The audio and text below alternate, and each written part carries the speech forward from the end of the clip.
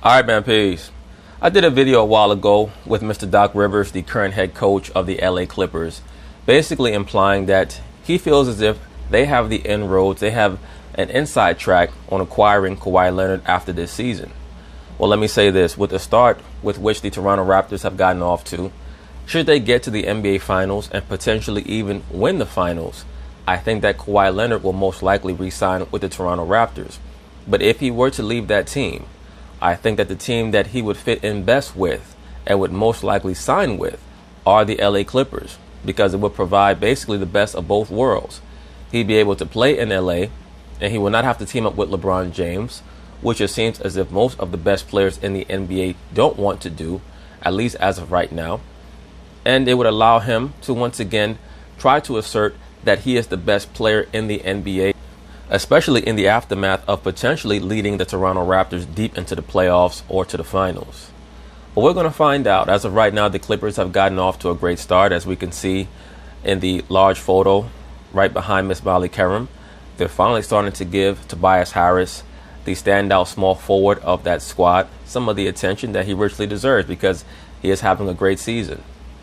As I've stated in other videos, I'm already on record as stating that if the Golden State Warriors truly wanted to make a trade that will carry their team into guaranteed success over the next few years, they wouldn't move Draymond, they would move KD, because you can get a lot more back for KD than you can for Draymond. And I think that if they were to execute a sign and trade and send KD to the Clippers for this man right here, Tobias Harris, and maybe another player, maybe even a Lou Williams, they'd be right back to where they need to be. But anyway, they're going to talk about it. I'm going to chime in. All right, so you know the deal. Everyone is expecting Magic Johnson to land another marquee free agent to play alongside LeBron James. But is it possible that one or more superstars from that 2019 free agent class could actually be competing against him in the City of Angels? Yeah, that's right. The Clips making noise in the West. I'm not kidding. The NBA power rankings are out, and the Clippers move all the way up to fourth behind the Raptors, Bucks, and Warriors. Doc's crew off to a 13-6 start and have space to sign 2 max free agents next summer. Max, should the Lakers be concerned about the Clippers? They should be very concerned about the Clippers. Absolutely. Because right now, they're in the driver's seat. The LA Clippers really are. They're playing extremely well. They have probably the greatest NBA front office person of the last 50 years in Jerry West. They have a very good coach, and there was a brother who came on one of the comments. He said, "You're going to have to take back some of the things you said about Doc Rivers." And you know what, brother? You're correct. I have been very hard on Doc Rivers. I think that he's been a bit overrated as a coach. But now I realize that it was just that he had too many responsibilities. At least as of right now, I'm going to give him some credit for the start of this season that he's led the Clippers to. But I'm going to be watching them, because many Doc Rivers teams, they have a habit of getting off to fast starts and then collapsing near the end, whether it be over the course of a season or in a playoff series.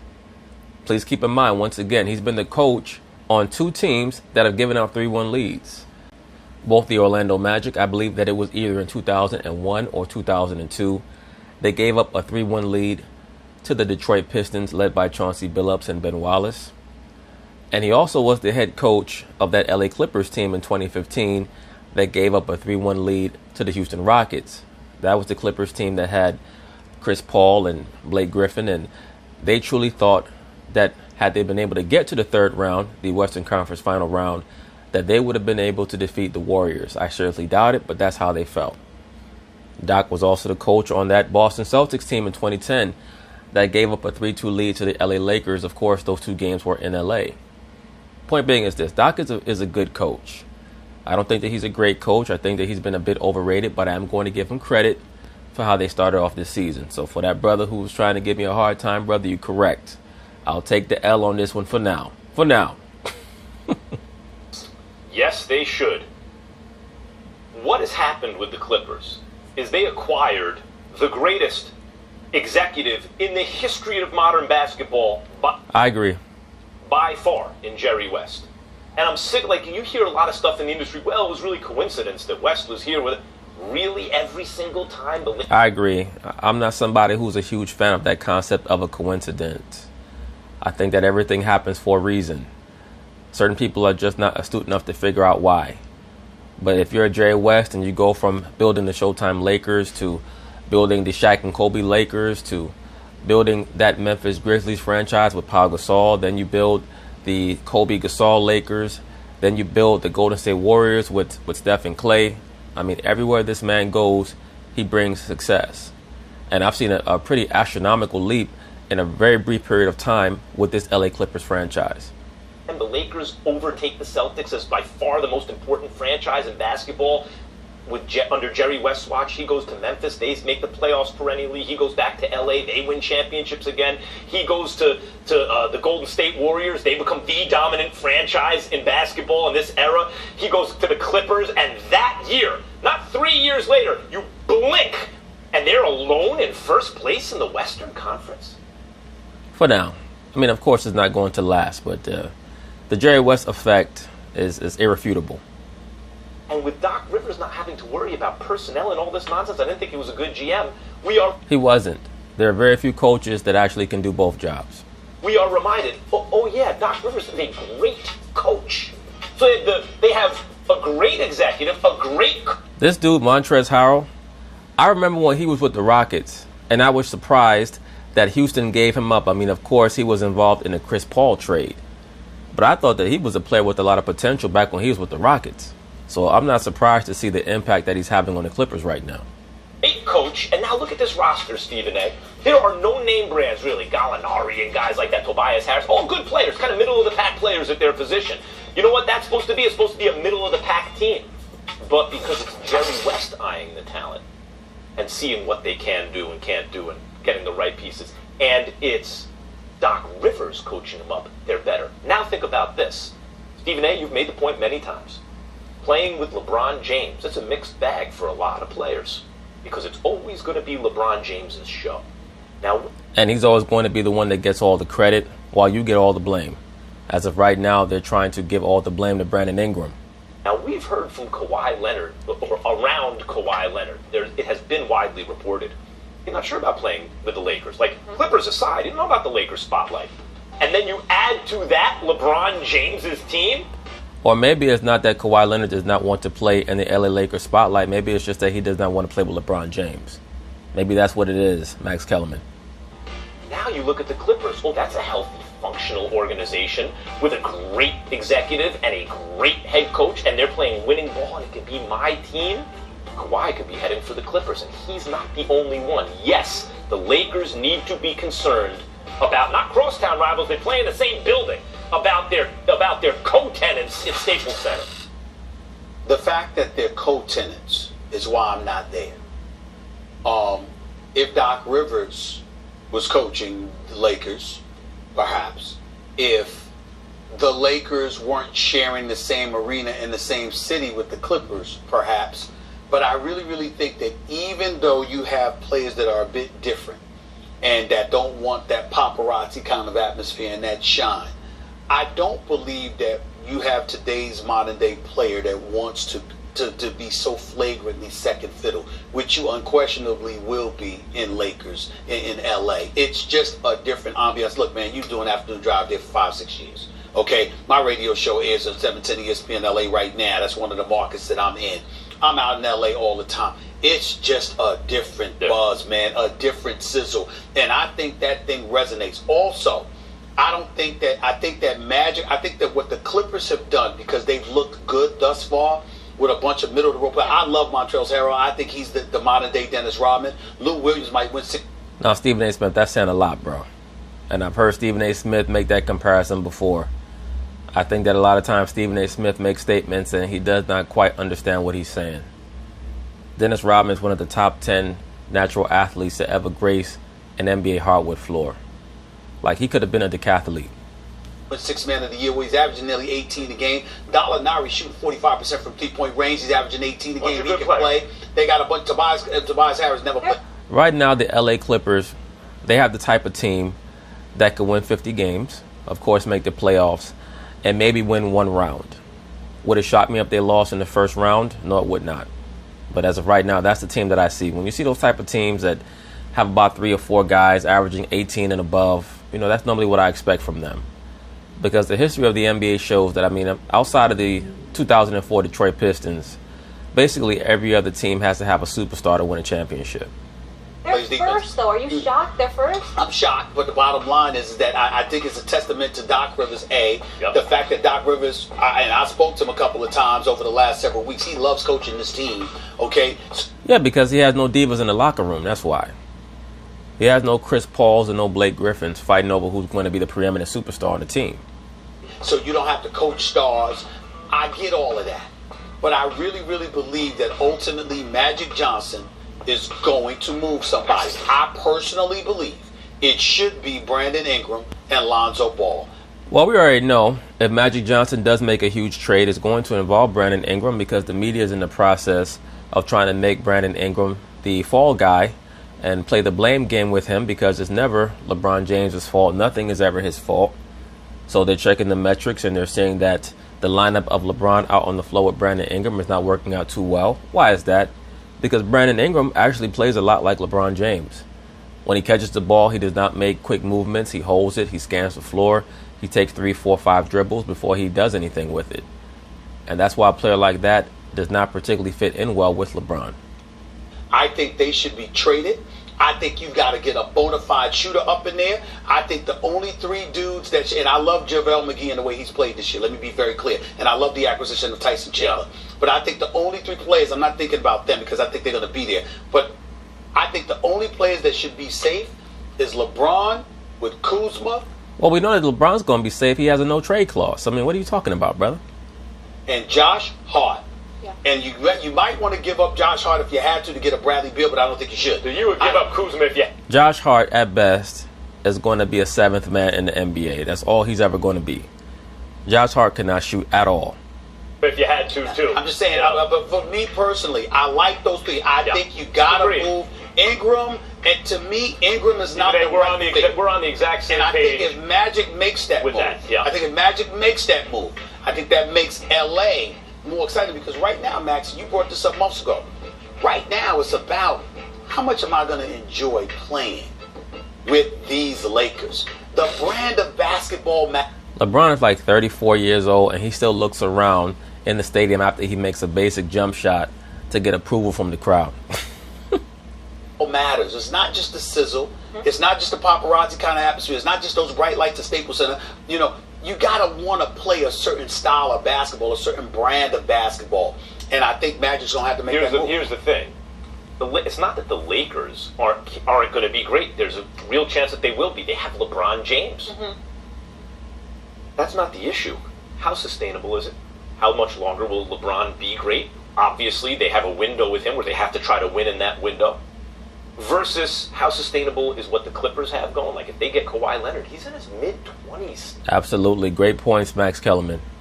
Right now, LeBron James, he's near the end. You know, people talk about Tom Brady nearing the cliff.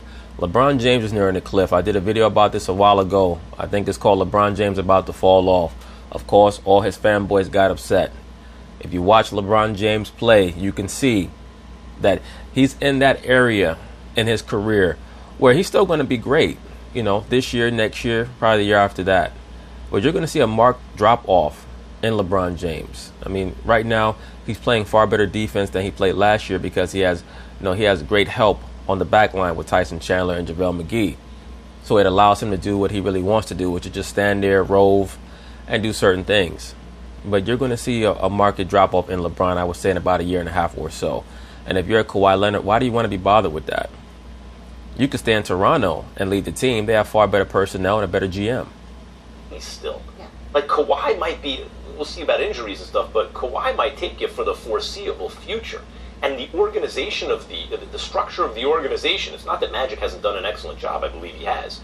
But Jerry West, boy, and with Doc Rivers, that combination so far has been great. And I'll tell you something else about the Clippers. There's much more sizzle with LA. Even the kind of deal they have with Staples Center, like you want to know who's playing Wednesday?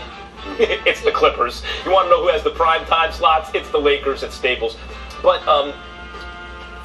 when you really think about that town, the Lakers are the heritage franchise. You know who roots for the Clippers? Everyone else in LA from a place where they have a basketball team. Yeah, my boy Marcel. But like, if you're from Boston and you move to LA, a lot of Boston transplants in LA. You ain't rooting for the Lakers, you're rooting for the Clippers. A lot of New Yorkers root for the Clippers. A lot of people from all over who wind up in LA adopt the Clippers because they can't bring themselves to root for the Lakers because their team was rivals with the Lakers. And it's a transplant city. It's a transplant city.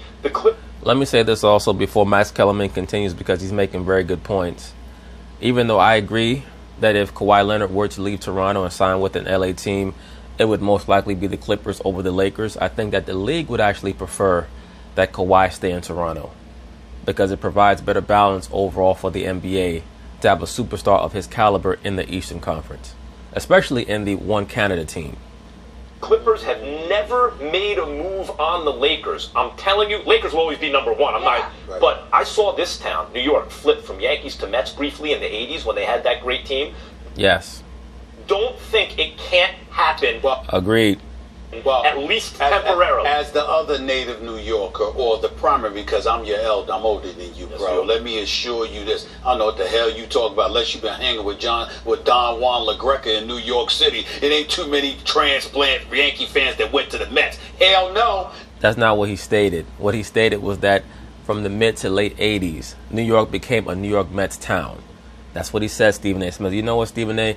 You need to start taking some of the prescription meds that your boy Max Kellerman is taking, because lately he's been much sharper than you. Allegedly, the prescription meds that he's taking. But that's all Max Kellerman was trying to put forth, is that the Clippers can take over the city of LA for a brief period of time if their play is at a high enough level, because he's seen it happen in New York with the Mets and the Yankees, and that is accurate. In the mid to late 80s, the New York Mets, they ran New York City. Strawberry and Doc Gooden and Keith Hernandez and Gary Carter and those guys, Tim Tuffle, Lenny Dykstra, they ran New York City. Nobody was thinking about the Yankees. I mean, they had Don Mattingly, but nobody gave a shit other than that. In the 86? Listen. You didn't have it. No, they ain't trans. Yes. Not when the Mets dominated this town. Listen, let me tell you something right now. In the mid-80s. Listen, the Yankees were stinking up the joint. No, the Yankees were decent. They just weren't making the playoffs. Well, that's what I'm talking about. They weren't making the postseason. The Mets with Strawberry and Good in those boys were winning the World Series. So what I'm trying to say is that you were excited, but it wasn't like you were sitting up there trying to walk around like you were suddenly a Mets fan. Wait. Oh, hell no. No, not me. I'm talking about Yankee fans. No. You're wrong about that. Please, you must have been living in the burbs. Brother, I lived in New York my whole life. In New York City my whole life. Let him know, Max Kellerman. Max Kellerman shaking his head back and forth like a black woman with an attitude. He about to snap his fingers. But no, Max Kellerman's right about that. Stephen A. Smith, he's just trying to act obtuse about this. But no, in the mid to late 80s, New York was a Mets town. There's no doubt about that. You were sheltered. No. Something wrong. Ain't no Yankee fan This is blasphemy that is coming out of your mouth right now. Yankees fans became Mets fans? I'm not saying Lakers fans become Clippers fans. I'm talking about the ones on the fence. Right, exactly. And there's always that fan base that is on the fence. You have certain people who are Yankees fans, certain people who are Mets fans, and then you have people who are just New York fans. And they root for whichever team is better. That's what he's referring to. Stephen A. Smith is not listening closely enough. The Clippers will gobble them up if they're good. Transplants, the Yankees in the mid-80s had Ricky Henderson and Don Mattingly and all those guys, and they were a 90-win team. But the Mets were something different. They were in the playoffs, and they took over the town in the mid-80s. Yankees wasn't. You didn't find New Yorkers root for the Mets. You've been talking to Don Juan LaGreca. Don LaGreca in the mid-80s. Hold on. He has hoodwinked you. No. I'm Yankee. I'm Yankee through and through. You're young. You're a pacifier. You're a puppy. Are you saying? Wait, this is what I want to know. Are you saying this town wasn't a Mets town in the mid-80s? Yes. It was a Mets town in the mid-80s, and LA could be a Clippers town temporarily if the Lakers let it happen. As usual, Stephanie A. Smith is leading with her emotions. He's going to be banned from New York. He's going to be banned from New York for saying this. He's going to be banned. If the Clippers get real stars like Kawhi and someone else. Yeah, they could. If they win a championship. Wow, the Clippers, with the team that they have right now, they have room for 2 max players. Wow. They're going to be a problem. Don't be surprised to see Kevin Durant sign with them. That's why I stated, if I'm Golden State, I'm going to pay attention to what I'm hearing, from certain factions. And if I feel like there's a chance that Kevin Durant will sign there, I would approach his team and say, look, we could do a sign and trade and try to get something back for him. Sustained excellence. You don't even have fans willing to get in a traffic jam for Clippers. Come on, stop. All right, up next. But anyway, that's basically it on that. We'll see what happens with the LA Clippers. But once again, I do have to give Doc Rivers credit for their start thus far. It is a very long season, and as I've stated, his teams do tend to peter out towards the end. So we're going to see what happens. Peace.